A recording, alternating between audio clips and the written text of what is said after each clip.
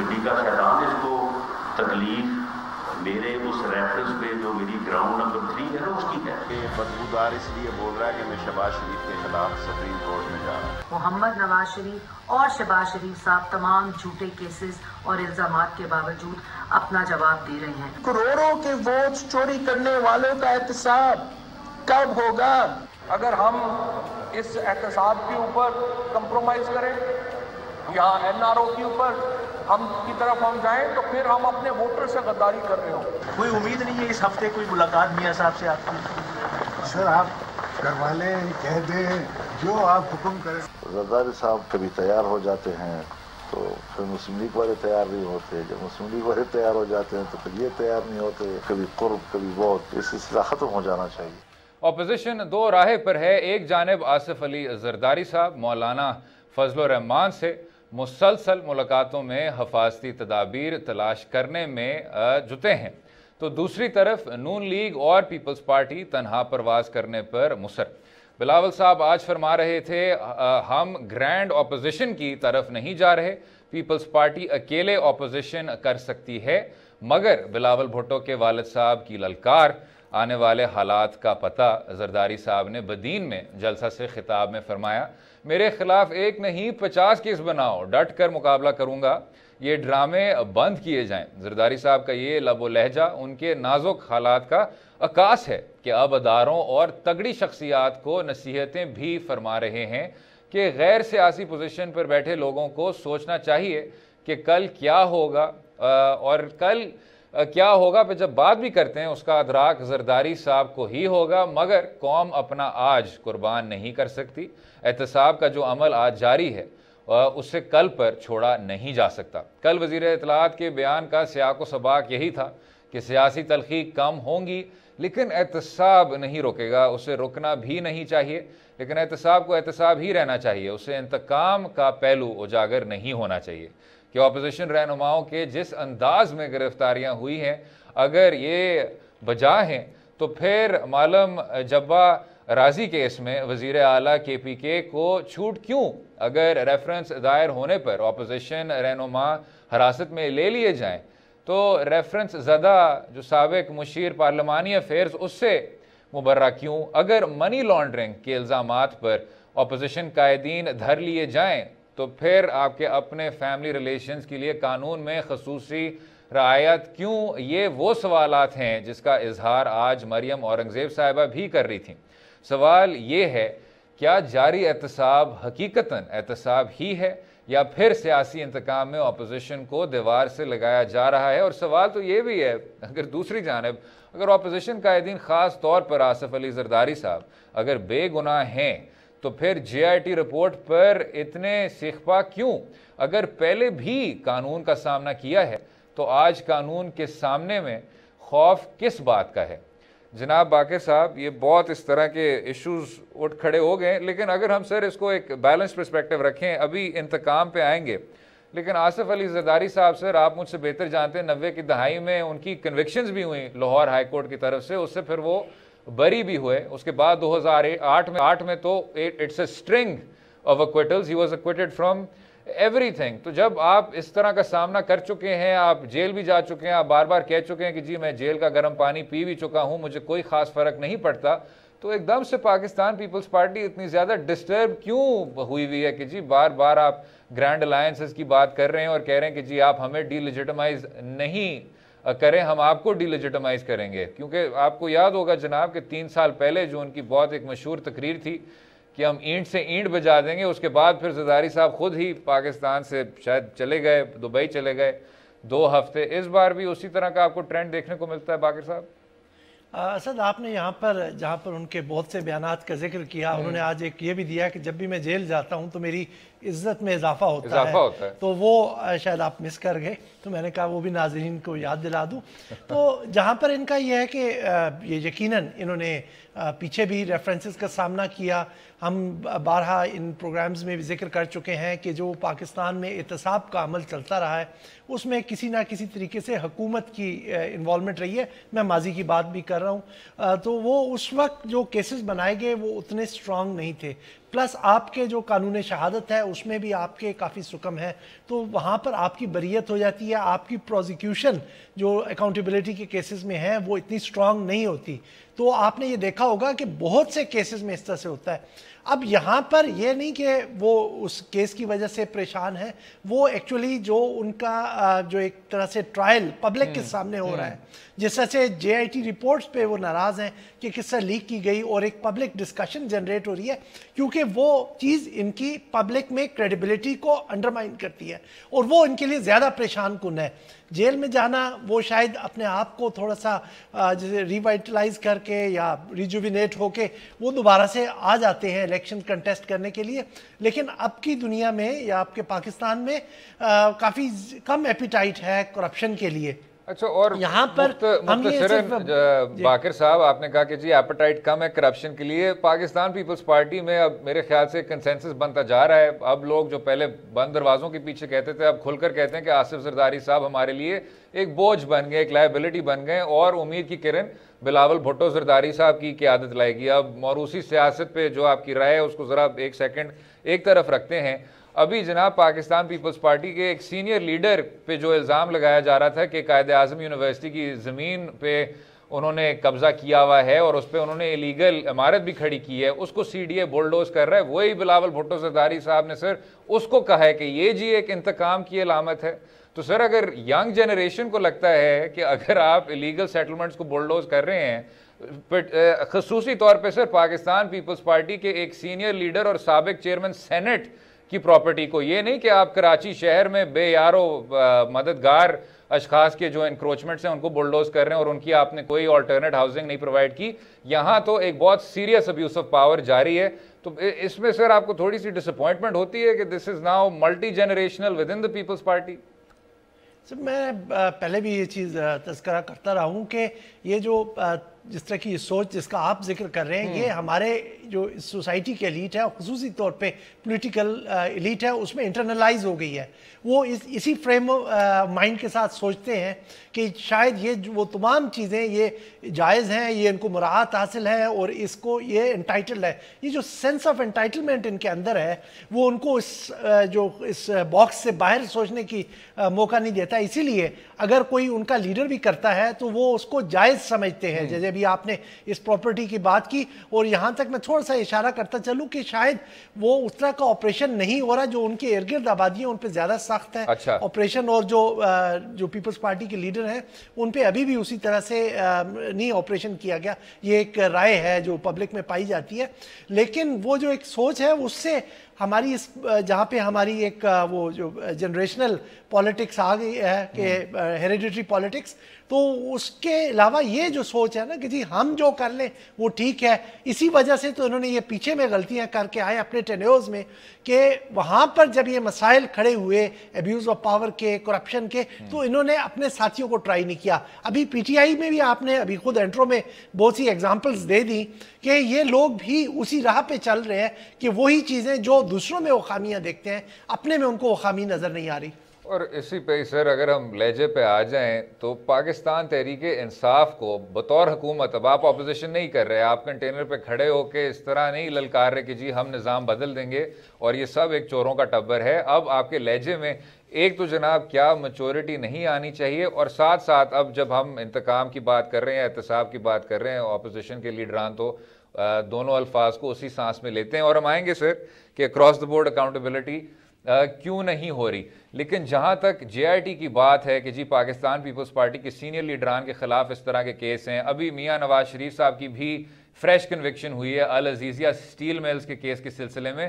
کیا حکومت کو ان کیسوں سے دوری اختیار نہیں کرنی چاہیے کہ آپ جی ایک اسٹیٹسمن کی حیثیت سے کہیں کہ جی یہ تو صرف ریاست کے کچھ کیسز ہیں, وی آر انڈیپینڈنٹ آربیٹرز, لیکن آپ نے اپنے لہجے کو اتنا زیادہ سخت کیا ہوا ہے کہ اپوزیشن اگر انتقام نہیں کہے گی تو کیا کہے گی؟ असद आपने पीछे देखा इन्होंने खुद से ही पब्लिक अकाउंट्स कमेटी पे एक यू टर्न लिया। बिल्कुल मैं समझता हूँ कि डेमोक्रेसी में कॉम्प्रोमाइजेस एक एसेंशियल हिस्सा होते हैं, तो आपको करने चाहिए। यू टर्न एक नेगेटिव कॉनोटेशन के साथ उसको मेंशन किया जाता है, लेकिन उसके बाद आप देखें जिस तरह के इनके वजीरों मुशीरों ने जिस तरह का रवैया रखा हुआ है। अब वज़ीर आज़म ने तो उनको पब्लिक अकाउंट्स कमेटी का चेयरमैन इस अंडरस्टैंडिंग के साथ लगा दिया कि अपने दौर के जब वो ऑडिट पैराज आएंगे तो उस मीटिंग को चेयर नहीं करेंगे, और उन्हीं के वजीर कोर्ट में जा रहे हैं कि जी मैं उसको चैलेंज करने जा रहा हूँ। और यहाँ पर जब पीटीआई में वो एक तरह की आप जिसे कहते हैं थोड़ी सी गो मगो की कैफियत है, वो कहते हैं कि जनाब वो सिर्फ इंटरप्रिटेशन लेने जा रहे हैं। और दूसरी तरफ फवाद चौधरी साहब की जो आपने जिक्र किया इंट्रो में कि वो कह रहे हैं तलखी कम होगी। कल जब आसिफ जरदारी साहब की फजलुर रहमान साहब से मुलाकात हुई तो फवाद चौधरी साहब ने जो उसके बाद ट्वीट किया कि ये देर या जल्द या देर इनकी जेल में ही मुलाकात होगी और अब तो इनको alliance for restoration of corruption बना लेना चाहिए, लोग इनकी लूटी हुई दौलत की हिफाजत के लिए सड़कों पर निकले। तो ये जो लबो लहजा है ये काउंटर प्रोडक्टिव है, ये नुकसान पहुंचा रहा है पीटीआई को लोगों ने वोट दिया था कि एक तब्दीली लेके आए। यहां पर हम देखते हैं कि उनके वज़रा अपोजिशन के साथ जिसे कहते हैं लड़ाइयाँ लड़ने में अपनी तमाम एनर्जीज को वेस्ट कर रहे हैं। ये चीज़ इनको ज़्यादा देर फ़ायदेमंद नहीं होगी। इन्होंने लेजिस्लेशन करनी है जिसके लिए इनके पास इतनी मेजॉरिटी नहीं है। असेंबली में और सेनेट में तो बिल्कुल ही माइनॉरिटी में है। इनको जब तक अपोजिशन को साथ लेके नहीं चलते ये इनका आगे चलना ज़रा मुश्किल हो जाएगा।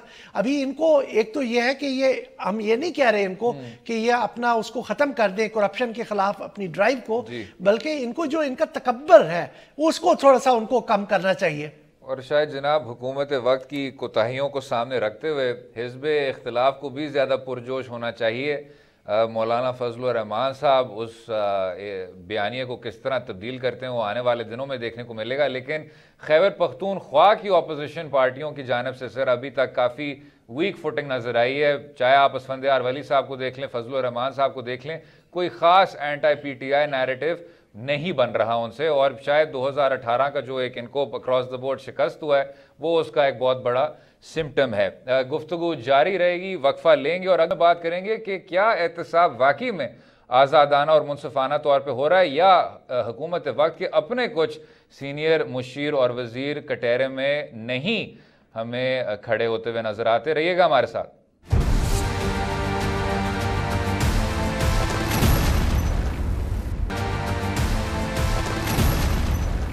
वेलकम बैक टू दो राय। बात करेंगे कि किस पॉइंट पे एहतसाब जो है इंतकाम में तब्दील हो जाता है और किस पॉइंट पे तब्दीली की जो जमात है वो फिर से स्टेटस को की जमात लगना शुरू हो जाती है।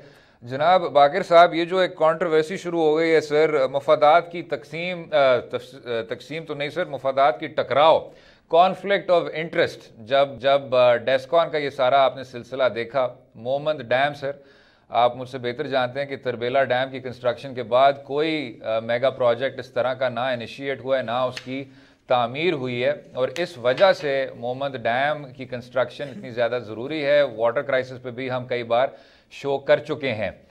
इस पे जो कंट्रोवर्सी भी उठ खड़ी हुई है वो ये है कि आपके जो खसूसी मुशीर हैं वज़ीर आज़म के ऑन कॉमर्स तजारत पे, रज़ाक दाऊद साहब, उनकी जो फर्म है डेस्कॉन, उनको ये जॉइंट वेंचर के ज़रिए उन्होंने बिड किया था इसी कॉन्ट्रैक्ट के लिए, मोहम्मद डैम के कॉन्ट्रैक्ट के लिए, और दो और कंपनियों के साथ उनकी जेवी थी। जो टोटल में जॉइंट वेंचर थे वो 2 थे, लेकिन जो कॉन्ट्रैक्ट था वो डेस्कॉन को ही अवार्ड हुआ। दाऊद साहब का कहना है कि वो वहाँ से रिज़ाइन कर चुके हैं। वापडा की भी इस पर क्लैरिफिकेशन आई जिसमें चेयरमैन वापडा साहब ने कहा कि कोई इस तरह की बात नहीं है और सब का सब मामला जो है वो पेपरा रूल्स के मुताबिक हुआ है। लेकिन अभी जो हम पाकिस्तान पीपल्स पार्टी की इतनी तनकीद कर रहे थे, पाकिस्तान पीपल्स पार्टी वालों ने सर इस पे पिटिशन फाइल किया है कि इसका नोटिस लिया जाए कि खसूसी तौर पे कॉन्फ्लिक्ट ऑफ इंटरेस्ट देखने को मिल रहा है और नैब ऑर्डिनेंस भी अट्रैक्ट होता है। क्या राय रखते हैं सर? जी बिल्कुल असद, ये बड़ी इंपॉर्टेंट एक डिबेट जो चल रही है, तकरीबन पूरा हफ्ता हो गया है इसी पे रोज़ हो रहा है, और काफ़ी जिसे कहते हैं पैनिकी लगती है पीटीआई गवर्नमेंट, क्योंकि उनसे जब सवाल पूछा जाता है तो वो रिएक्ट करते हैं एकदम से। यहाँ पर मैं थोड़ा सा नाज़रीन की उस वजाहत के लिए बता दूँ कि दो मुख्तलिफ चीज़ें होती हैं। करप्शन, जिसमें आपने साबित करना है कि पब्लिक ऑफिस को उन्होंने मिसयूज़ किया, यहाँ पर कॉन्फ्लिक्ट ऑफ इंटरेस्ट की बात हो रही है।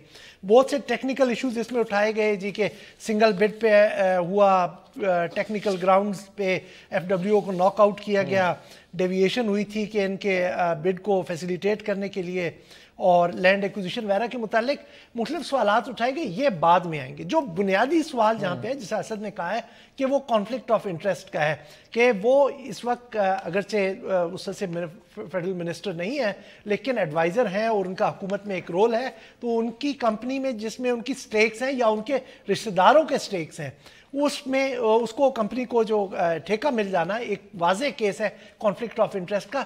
इस पे हुकूमत अभी तक लोगों की तशनगी दूर नहीं कर सकी। अगर आप थोड़ा सा पिछले दिनों की खबरें देखें तो प्राइम मिनिस्टर इमरान खान साहब की जो हुकूमत है, इसके एक बड़े इंपॉर्टेंट अलाई हैं जिनकी वजह से पंजाब में भी उनकी हुकूमत उनका ताल्लुक काफी लीग से है सर जी। अब वो भले से मैं उस केस के मेरिट्स में नहीं जाता कि वो कहते हैं कि उसमें एविडेंस नहीं है, वो सियासी बुनियादों पर जनरल परवेज़ मुशर्रफ ने बनाया था जब अभी उनके साथ उनका इत्तेहाद नहीं हुआ था, ये 2000 की बात है। लेकिन नैब को, मेरा बिल्कुल बुनियादी सा सवाल है कि नैब को 18 साल क्यों लगे इस नतीजे पर पहुंचने के लिए कि इस केस में कोई जान नहीं है, कोई हमारे पास सबूत नहीं है। इसको तो बहुत जल्द वाइंड अप हो जाना चाहिए, और तभी इनको रियलाइजेशन हुई जब चौधरी साहब अब की हुकूमत में एक एलाई की हैसियत से और इसी पे ये बाकिर साहब, मेरा इसी तरह का सवाल है सर, लेकिन उसका जो ताल्लुक है वो गिरफ्तारियों से है। अब आपने देखा होगा कि इस मोहम्मद डैम वाले मामले पे भी जो वजाहत दी गई थी वो ये थी कि ये जो बिड्स थे इनको तो हुकूमत आने से पहले ही इनिशिएट कर दिया गया था।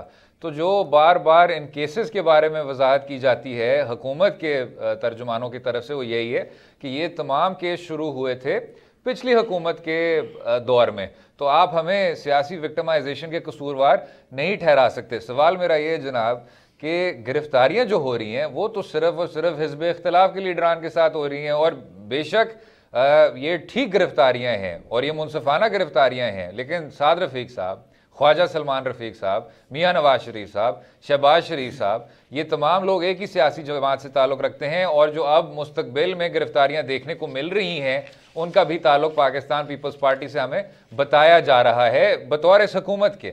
तो क्या पाकिस्तान मुस्लिम लीग कायद में कोई ऐसा रेफरेंस नहीं है जो पाकिस्तान तहरीक इंसाफ के हुकूमत के वक्त फ्रूएशन तक पहुंच सकता है या मंजिल तक पहुंच सकता है? या पीटीआई के जो अपने वजीर हैं जिन पे रेफरेंसेस हैं, पीटीआई के जो सूबाई हुकूमत खैबर पख्तूनख्वा में भी सर, पंजाब हुकूमत में भी उनके कुछ मुशीर भी हैं जिनके खिलाफ इस तरह के रेफरेंसेस हैं, लेकिन no one is getting arrested. तो जब आपके अपने इत्तेहादी होते हैं और आपके अपने वज़रा होते हैं, तो क्या ये जो एहतसाब की जो ट्रेन है ये डज इट स्लो डाउन?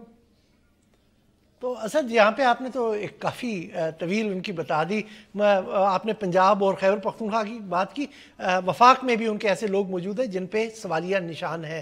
अभी मैं वो, चलो मिनिस्टर्स की गिरफ्तारियाँ एक ऑकवर्ड सिचुएशन सी बन जाएगी अगरचे ये एक सूबे के चीफ मिनिस्टर को ECL पे डाल देते हैं।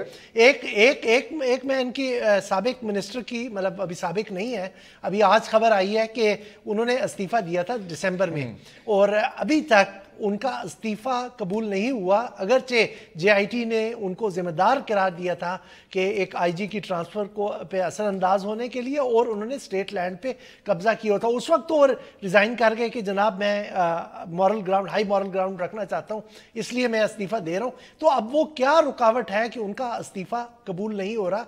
और ये चीज़ें इनको बार बार, ये सवाल इनको मुख्तलिफ एंगल से आएंगे। आपने काफ़ी सारे केसेस का अपने इब्तदाइया में भी जिक्र किया, लेकिन अभी एक और रिपोर्ट है, फिश की रिपोर्ट है ये रेटिंग्स की, तो वो कह रहे हैं कि یہ جو اس طرح کی جو ایکشن کی وجہ سے جو ملک میں ایک پولیٹیکل انسرٹینٹی پیدا ہو رہی ہے وہ بزنس انوائرمنٹ کو بھی افیکٹ کر رہی ہے, جہاں پہ اب یہ کہتے ہیں نا کہ ہم اپنے بزنس کو پروموٹ کرنا چاہتے ہیں, ہم یہ کرنا چاہتے ہیں, تو اب ان کے سامنے ایک بڑی کلیئر چوائس ہے کہ آپ نے پولیٹیکل پرزیکیوشن کرنی ہے یا صاف شفاف اکاؤنٹیبلٹی کرنی ہے اور ایک اپوزیشن کے ساتھ ورکنگ ریلیشن شپ بھی ساتھ لے کے چلنا ہے.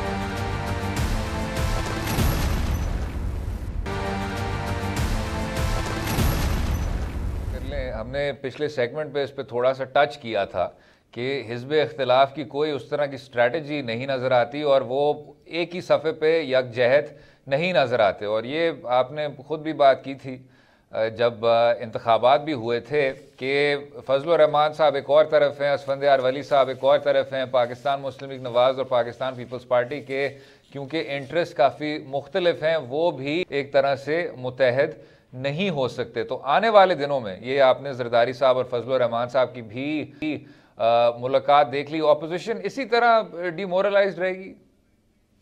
نہیں اسد, وہ تھوڑا سا میں اس اپنے انالیسس میں جانے سے پہلے ایک ذکر کرتا چلوں کہ مولانا فضل الرحمان نے بھی ان سے کل کہا کہ کیا ہم جب جیل میں چلے جائیں گے تبھی ملیں گے, اور آصف زرداری نے بھی آج جیل جانے کی بات کی. میرا خیال میں وہ ان کو ایک طرح سے احساس ہو چلا ہے کہ حالات کس طرف جا رہے ہیں, لیکن جہاں پر آپ نے بات کی کہ کیوں نہیں یہ اکٹھے ہو رہے, اس میں میری جو اپنی جو سمجھ میں ایک ناقص رائے ہے وہ یہ ہے کہ ان کے یہ دونوں پارٹیز جو پیپلز پارٹی اور پی ایم ایل این یہ دونوں کمپیٹیٹرز ہیں. اگرچہ پیپلز پارٹی اس وقت کافی ویک ہو چکی ہے اپنے کچھ پرانی جو ٹریک ریکارڈز ہیں گورننس کے اس کی وجہ سے, تو وہ لیکن پنجاب ان کے درمیان ایک میجر جو ہے ابھی بھی جسے کہتے ہیں کنٹیسٹ کی جگہ ہے. دوسری چیز جس نے ان کے لیے یہ چیز مشکل بنا دی ہے وہ 18ویں ترمیم ہے, جس کے بعد پروونسز کو کافی اختیار مل گئے ہیں. تو اب جو ہے وہ سب کے سب جو ہے صرف ایک اپوزیشن کی نظر سے نہیں دیکھتے, آپ دیکھتے ہیں کہ سندھ میں پیپلز پارٹی کی حکومت قائم ہے اور potentially P M L N ایک ابھی بھی ایک سٹرونگ کنٹینڈر ہے. اگرچہ پی ٹی آئی کی حکومت بن چکی ہے لیکن وہ بھی کوشش میں لگے رہتے ہیں کہ کسی طرح سے ہم پنجاب کو ریکلیم کر لیں. تو یہ جو ان کے انٹرسٹ ہیں وہ ان کو روک رہے ہیں. دوسری بات یہ ہے کہ ان کی جو کنوکشنز ہوئی ہیں اس کی وجہ سے بھی یہ ابھی تک کوئی اپنا کلیئر کٹ اسٹریٹجی نہیں بنا سکے. ابھی تک کہ جو ان کی اسٹریٹجی ہے وہ صرف یہ ہے کہ پی ٹی آئی کو تھوڑا سا انسیٹلڈ رکھا جائے, اس کو ختم کر حکومت کو ان کی گرانے کے لیے ابھی تک ان کے پاس کوئی لائے عمل نہیں ہے. اور دکھتی رکھ جناب 18ویں ترمیم, اس پہ میں اگر تھوڑا سا کہتا چلوں آپ کی اجازت کے ساتھ, بہت کچھ کہا جا رہا ہے 18th امینڈمنٹ کے بارے میں اور 18th امینڈمنٹ کے خلاف. ایک تو یہ بات کی گئی کہ جی اس ترمیم کے ذریعے آپ کی گورننس نہیں ہو سکتی, اس ترمیم کے ذریعے آپ کے ملک کو بہت زیادہ نقصان پہنچایا گیا ہے. جناب اس پروپیگنڈا سے ذرا ہٹ کے اگر ہم تھوڑا سا امپیریکل ڈیٹا کو دیکھ لیں, تھوڑے سے اسٹیٹسٹکس کو دیکھ لیں, تھوڑی سی تاریخ ہی اپنی اٹھا لیں جناب, 1 یونٹ آپ کو کہاں لے کے گیا تھا؟ چھوٹے صوبوں کے بنیادی حقوق کو اس کا نہ کوئی احساس رکھنا, ایک بہت با اختیار قسم کا سینٹر رکھنا, وہ پچھلے 60 سال آپ کو کتنی زیادہ ترقی پہنچائی ہے. اور یہ ایک اور یہ کالمسٹ کا, ان کو ہم بار بار سائٹ بھی کر چکے ہیں, ان کا بہت اچھا نقطہ تھا میرے حساب سے, وہ یہ تھا 18ویں ترمیم کے بعد آپ کی جو 3 سیاسی جماعتیں ہیں مختلف صوبوں میں, وہ اب یہ سوچ سکتی تھیں کہ ہم مخلوط حکومت کے ذریعے مرکز میں یہ we can actually take power. تو 18th امینڈمنٹ کی بات جب آپ کرتے ہیں کہ جی اس سے زیادہ نقصان ہوا ہے اور سینٹر کو پھر سے تمام اختیارات سنبھالنے چاہیے, وہ میرے خیال سے سر بہت ہی عجیب بات ہے اور تاریخ کی روشنی میں یہ بات نہیں کی جاتی. ایک تو یہ, دوسرا اس نے فیڈریشن کو بہت زیادہ مضبوط کیا, اور تیسرا آپ کی ڈیولوشن بالکل بھی نہیں ہوئی. جب آپ کا اتنا با اختیار سینٹر تھا تو آپ ہسٹری میں دیکھ لیں کہ کیا کچھ ہوا ہے. بہت بڑے بڑے اس ملک نے ٹریجڈیز دیکھی ہیں. آپ نے نہ صرف اس کو صوبائی لیول پہ ڈیوالو کرنا ہے لیکن اس سے آگے بڑھ کے اب تو ضمنی حکومت اور لوکل گورنمنٹس پہ آپ نے ڈیولوشن لانی ہے. لیکن تمام 18th امینڈمنٹ کی بات ادھر ختم ہو جاتی ہے اور پھر سندھ صوبے میں یہ گورنرز رول کے اس طرح کے ریومر چلنا شروع ہو جاتے ہیں. اس شو پہ ہم نے جتنی زیادہ پاکستان پیپلز پارٹی کی حکومت کی کارکردگی تنقید کی ہے جناب باقر صاحب, شاید ہم نے کسی اور کی نہیں کی. لیکن اس کا مطلب یہ نہیں ہے کہ چلیں آپ یہ ضرور کہہ سکتے ہیں کہ آئین میں اس کا اختیار آپ کے پاس ہے, لیکن آپ کو یاد ہوگا 2009 میں جب انہی آصف زرداری صاحب نے پنجاب میں گورننس رول امپوز کیا تھا تو دہشت گردی کا کیا عالم تھا, گورننس کا کیا عالم تھا, اور اس کے 2 ہفتے بعد you head to revert back to a parliamentary process. تو 18th امینڈمنٹ کو سامنے لے کے چل کے کیا اب ہم ان چیزوں سے نکل سکتے ہیں؟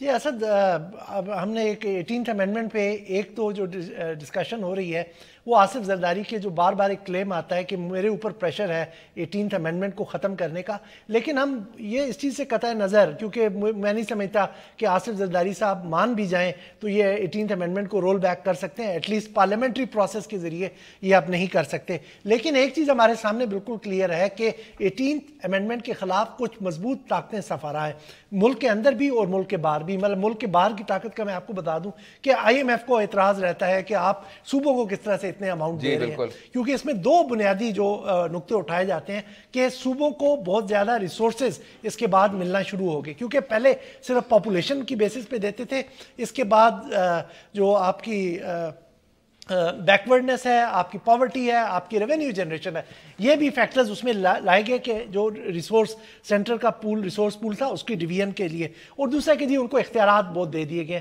میرا خیال میں کہ اب یہ وقت یہ نہیں ہے کہ ہم اب اس کو پہیے کو واپس گھمائیں, اب اس پہیے کو مزید آگے ریفائن کرنا چاہیے. یہ کوئی آسمانی صحیفہ نہیں ہے کہ جس پہ اب جو کچھ ہو چکا وہ ختم ہو چکا ہے.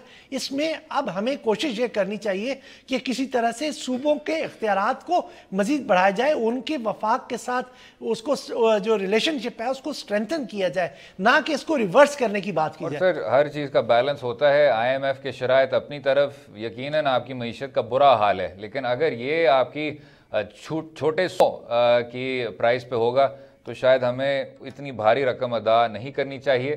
اگلے حصے میں بات کریں گے پاکستان کے عالمی سطح پر حالات کیا ہیں, عمران خان صاحب کا یونائٹڈ عرب ایمریٹس کے متعلق کیا رویہ رہا ہے, اور کیا پاکستان کی معیشت کو فوری طور پہ ریلیف حاصل ہے کہ نہیں. رہیے گا ہمارے ساتھ.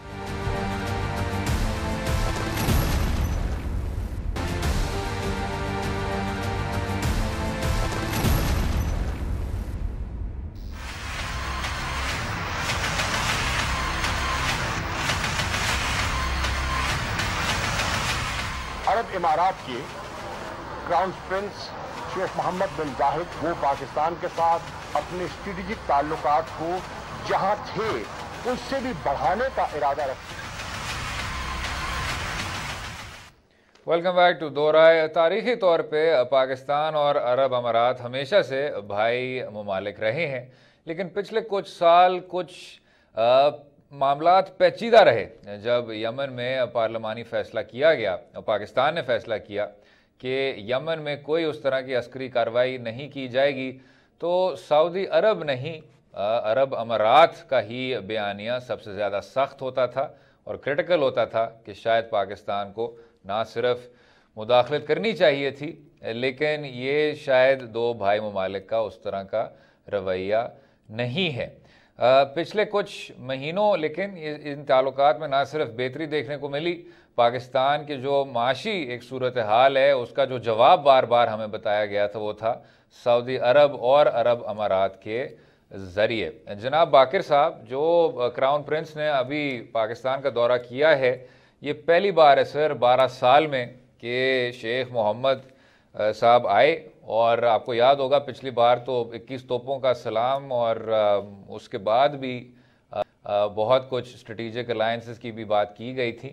لیکن اب the issue is فائنینشل, اور سارا مل ملا کے اب جو 6.2 ارب ڈالر کی بات کی جا رہی ہے, ابھی آپ نے بھی آف سکرین یہ بات کی بہت دلچسپ کہ ہم تو وہی قرض لیتے جا رہے ہیں, یہ اس کے کیا کنڈیشنز ہیں, اس کی ٹرانسپیرنسی کیا ہوگی, اس میں ری پیمنٹ ٹرمز کیا ہیں, ان کا تو نہیں ہمیں پتہ, لیکن اکنامک کرائسس میں جناب اس سے بہتر لاہ عمل کیا ہو سکتا ہے؟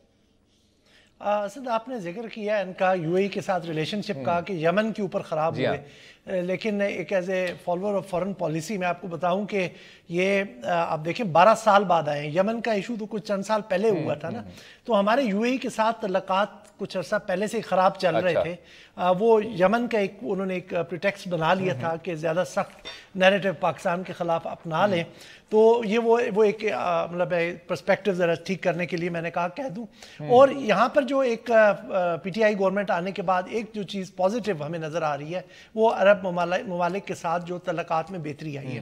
لیکن سارے کا سارا جو نیریٹو ہے وہ فائنینشیل جو کمپوننٹ ہے اس کے اوپر ہے. ابھی تک جو ہماری کامیابی ہے سفارتی سطح پر یا معاشی سطح پر, اس کا خلاصہ کچھ اس طرح سے ہے کہ سعودی عرب سے ہمیں 2 بلین ابھی تک آ چکے ہیں, تیسرے بلین کی ہمیں توقع ہے.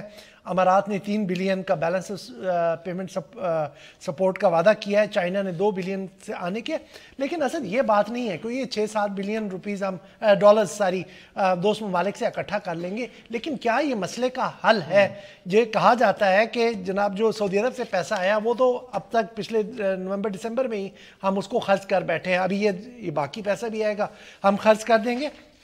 اصل مسئلہ ہے ریونیو جنریشن کا, کہ ہم ریونیو جنریشن یا ہمارا وہ اکنامک پلان کہاں ہے جس سے ہم اپنی انڈسٹری کو ریوائیو کریں, ہم اپنی ایکسپورٹس کو بڑھائیں. ایکسپورٹس کے بارے میں تو یہ بھی کہا جا رہا ہے کہ ہم نے ڈالر کی قیمت اس لیے اپنے روپے کی قدر ڈالر کے مقابلے میں کم کی تھی کہ ہماری ایکسپورٹس بڑھے. ہوا الٹا کہ ہماری ایکسپورٹس بھی کم ہو گئی, تو اس سے ہم تو زیادہ نقصان میں رہے. تو ابھی جو آپ کو میں سمجھتا ہوں کہ یہ ایک آسان روٹ ہے. آپ نے امارات سے بھی جو انہوں نے ڈپازٹ کیا آپ کے اسٹیٹ بینک میں, سعودی عرب نے بھی کیا, انہوں نے انٹرسٹ پہ کیا, سعودیز نے 3% پہ کیا, امارات نے 2.8% پہ کیا.